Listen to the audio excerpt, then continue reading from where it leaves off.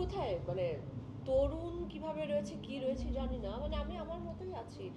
আর আহ, সময়টাকে এনজয় করাটাই তো আমার মনে হয় সেটা আসলে আমি আমার পক্ষে বলা সম্ভব নয়, সেটা আপনারাই বলবেন যদি কোনো গুণ থেকে থাকে। কিন্তু আমি আসলে খুব কিছু ভাবি না যে আমি এক্সট্রা অর্ডিনারিলি কোনো দারুণ দারুণ। আমি তো আসলে বৈশাখের সবাই জন্যই সবসময় চেষ্টা করি বাংলাদেশে থাকবার জন্য।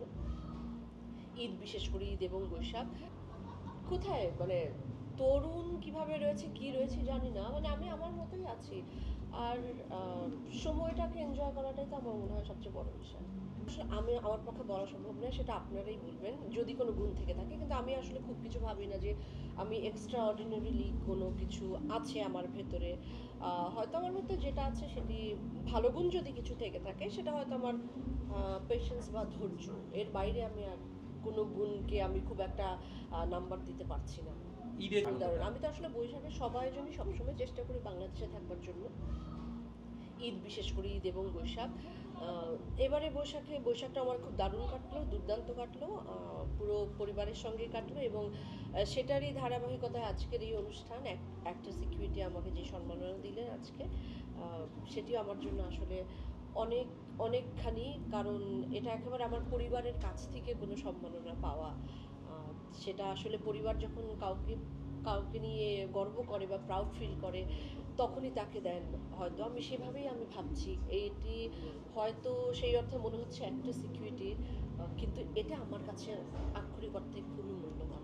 ছোট পর্দায় মনোমালিন্য মানে আমি মানে একটু কাজ করার ক্ষেত্রে যে অনেক ক্ষেত্রে আপনি এখানে কাজ করার সেই সুযোগটা পাননি বা অনেক না, কিছু পাননি সেটা। আমার তো মনে হয় যে আমি আমার যখন আমি টেলিভিশনে কাজ করেছি সেই সময়টাতেই সবচেয়ে ভালো ভালো কাজগুলো হতো এবং তারপরেও হয়েছে, এখনো কিছু হচ্ছে।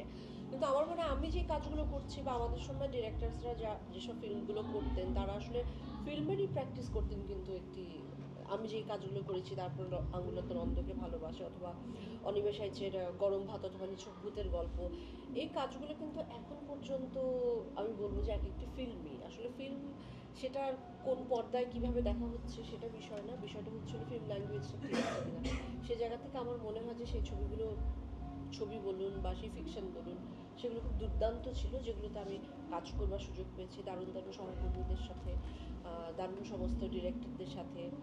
আমি নিজেকে সেটা আমি মনে করি যে আমার একটি অভিনয়ের প্র্যাকটিস প্যাড ছিল হলে সেই টেলিভিশন লাইনই আমি গানটি গান করেছি করেছেন। আসলে।